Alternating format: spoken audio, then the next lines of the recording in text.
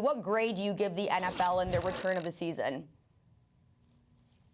Yeah, this is a tough question because I think, really the question has to be like, what grade do you give the individual teams overall as far as getting their independent organizations ready for players to play and come back into the fold and conduct training camp. And I think, team by team, those grades are going to vary. Some of the teams that I've talked to, I give them, probably a solid B as far as being above average, as far as the things that they're trying to put into place to make sure that the environment is as safe as possible for the players to return and to congregate and be around one another in the way that you have to be when you're playing football, because quite honestly, there's no way to totally socially distance 80-plus guys in a training camp atmosphere and then have 53 guys on a roster, for the regular season, and then still have them situated in such a way that there is not going to be some risk involved.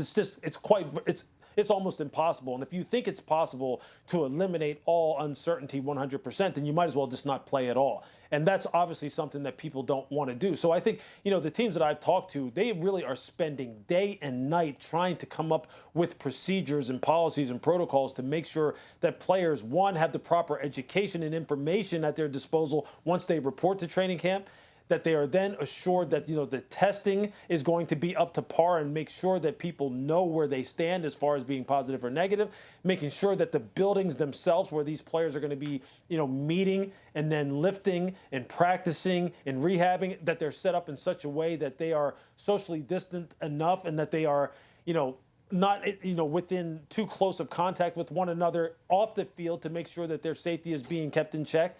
And that, once they leave the facility and that they go home, that they're, again, continuing to be mindful of the kind of things that they're being taught as far as how to keep the transmission of this disease at a low level. Because, again, it's almost impossible. And the trainers are working day and night. I think the league has taken on a Herculean task to try and have really the most, player intensive in terms of contact and number of people that are involved in this sport. The most player-intensive sport that there is, the most contact-intensive sport that there is, to really try and get this to come off at the beginning of September it's a Herculean task. And I think the players are going to have to really make a judgment call on this. There's no way that the uncertainty is going to be eliminated 100%. Players are going to have to make a judgment call whether or not they're willing to accept that risk or not, because no matter what the trainers and medical staffs do, there's going to be some risk involved. So, for the people that I've talked to, I'd give them a solid B right now as far as how they're trying to take on this task, which seemingly, quite honestly, is impossible. I agree with you on a couple things. I agree with you that the teams are doing their best to make the facilities as safe as possible. I also agree with you it's extremely difficult to do so, especially with the sport of football. However, I disagree with your grade. I would not give them a B. I would give the league's handling of this a D.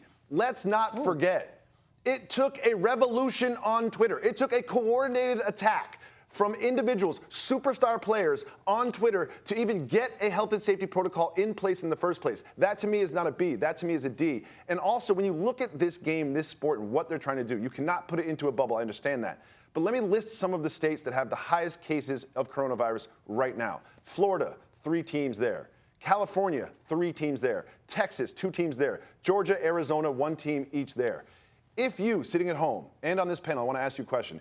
If your company said to you, we're going to send you on a business trip. There are going to be about 100 people there, and you're going to be in close proximity with them, and it's going to be in one of the hot spots around the nation. Would you be itching to go? Probably not. And I don't understand why that's part of the NFL's plan. If I were the NFL, if Roger Goodell would have called me up and say, hey, David Jacoby, I love what you said on First Take today. What do you think we should do? I would say, let's not have games in states that have high rates of coronavirus. It's not that complicated to me. There's not going to be fans there anyway, so why are we going to these hot spots? Why don't we take those home games for those teams and make them into road games to keep players safer? Like you said, we cannot keep players safe, but you can keep players safer. Jacoby, I think you just interrupted perception versus reality, and here's what I mean. You said if your job gets on the phone and asks you to go to a hot spot, would you go? My answer to you is, how much am I being paid? And that's what happens in these scenarios. Athletes are being treated like essential workers, and they're not. This becomes a choice for them. These are successful multimillionaires that have made it to the highest percentile of their sport. Usually, if people decide not to play for whatever reason, it just less miles on your tires. It just lets hits that you have to take. The people that are more willing to take a risk will be the people who fiscally need to take a risk. So I believe I'll split the baby here. Lewis says a B, Jacoby says a D, I'll say a C. It's been average. But here's something that did happen. Eliminated preseason games. I know players are going to be happy about that one. At least 2 weeks to practice before games happen. I don't believe it's going to happen right now based on the normal NFL schedule around September 10th or so when they normally kick off. But I do believe there will be a season. And lastly, what corporation in this country is putting their employees inside of a bubble besides the NBA? Each person that leaves their house every day is taking a chance in theory. Yes, you want to socially distance. Of course, we're going to wear a mask and do all the things we can to protect ourselves. But if and when you can go back to work, in most cases, people are trying to do so, including NFL players.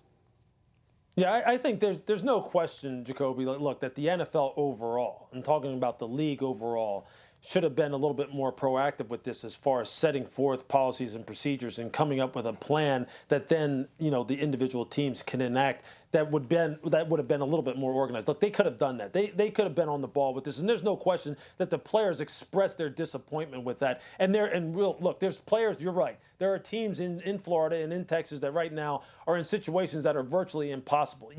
Somebody is going to get sick. It's going to happen. And if I was playing for one of the teams that are in those two states and in Arizona as well, I would be absolutely worried. What I'm saying, though, who I'm giving a B to is talking to some of these individual trainers and medical staffs who are now trying to submit plans to the league that comply with the protocols and procedures that they want and the policies that they want to have enacted. The trainers and medical staffs that are trying to do this right now, I can assure you that the people that I talk to and the people that I trust are working around the clock